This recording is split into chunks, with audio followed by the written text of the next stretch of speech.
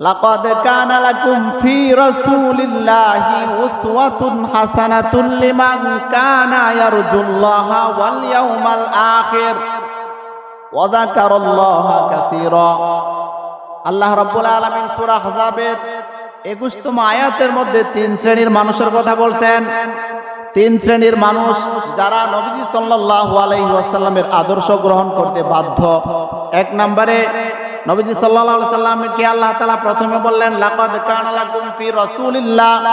দুনিয়ার মানুষদেরকে বলেন তোমাদের জন্য উত্তম আদর্শ হচ্ছে নবীজির আদর্শ। অর্থাৎ নবীজিকে আল্লাহ তাআলা যে আদর্শ দিয়েছেন, যে জীবন বিধান দিয়েছেন, সেটা হচ্ছে সমস্ত পৃথিবীর সমস্ত মানব জাতির জন্য উত্তম আদর্শ।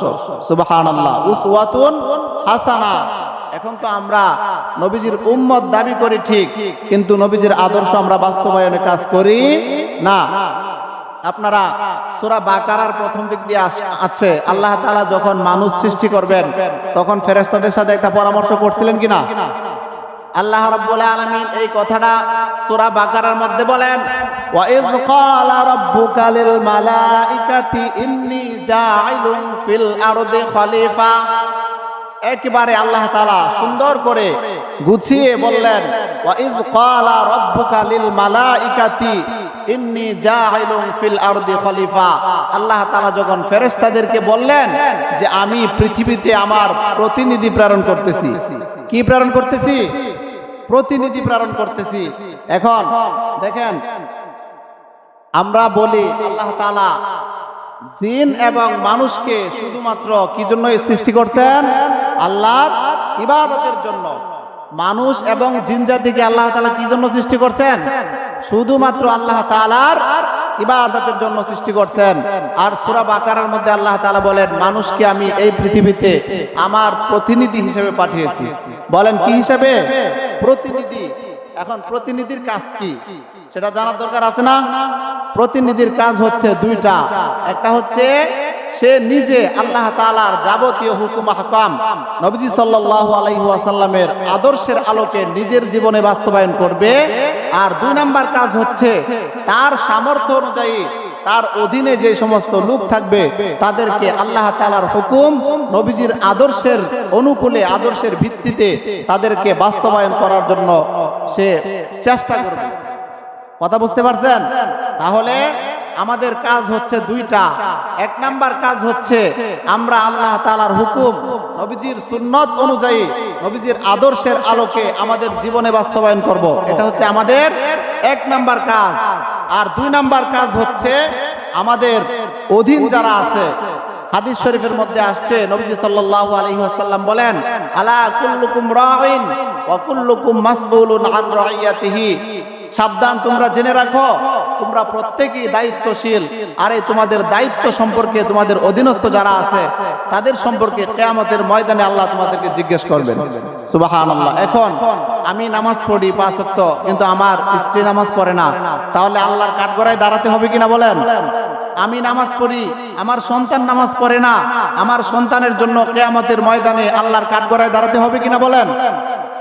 আমি যদি আমার সন্তানকে নামাজে না আনতে পারি, সন্তান আমার অধীন না? কি বলেন? আমার স্ত্রী আমার অধীন না?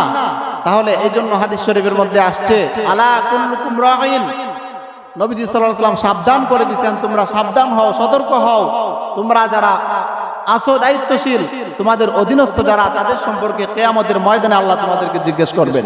সুবহানাল্লাহ। এই জন্য সম্মানিত হাজিরিন, আমরা যারা মুসল্লি আছি, আমরা যারা নামাজে আসি, আমাদের উচিত আমাদের সন্তানাদি, আমাদের স্ত্রী, আমাদের ভাই, আমাদের প্রতিবেশী যারা আছে তাদেরকেও নামাজের দায়িত্ব দেওয়া। ঠিক সম্মানিত হাজিরিন, তাহলে যেই কথা বলছিলাম, আল্লাহ রাব্বুল আলামিন সূরা আহজাবের 21তম আয়াতের মধ্যে যেই কথা বললেন তোমাদের জন্য তোমাদের রাসূলের জীবনীতে রয়েছে উত্তম আদর্শ। এক নম্বরে বলেন লিমান কানা ইয়ারজুল্লাহ, যারা আল্লাহর সাক্ষাৎ চায়, যারা আল্লাহকে সন্তুষ্ট করতে যায় তাদের জন্য, যারা আল্লাহকে সন্তুষ্ট করতে চায় তাদের জন্য নবীজির মধ্যে রয়েছে উত্তম আদর্শ। তার মানে যারা আল্লাহকে সন্তুষ্ট করতে চায়। এখন আমাদের মধ্যে কি কেউ আছি যে আমার কাজ দ্বারা আমার আল্লাহ, আমার রব, আমার মালিক না খুশি হন, এরকম কেউ আছি না। বরং আমরা প্রত্যেকেই চাই যে আমার রব আমার প্রতি কি থাকুক, সন্তুষ্ট থাকুক, ঠিক কিনা? আমার কাজের মাধ্যমে, আমার কারবারের মাধ্যমে আমার আল্লাহ আমার উপর সন্তুষ্ট থাকুক, এটা আমরা সকলে চাই কি চাই না?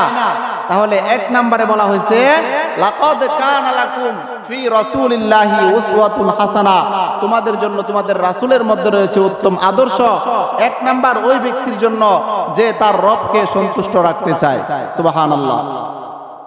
লিমান কানা ইয়ারজুল্লাহা ওয়াল ইয়াউমাল আখির, 2 নম্বরে ওয়া যাকারাল্লাহা কাসীরা, যে তার রবের জিকির আজকার করে সদা সর্বদা, ওই ব্যক্তির জন্য নবীজির জীবনে রয়েছে উত্তম আদর্শ।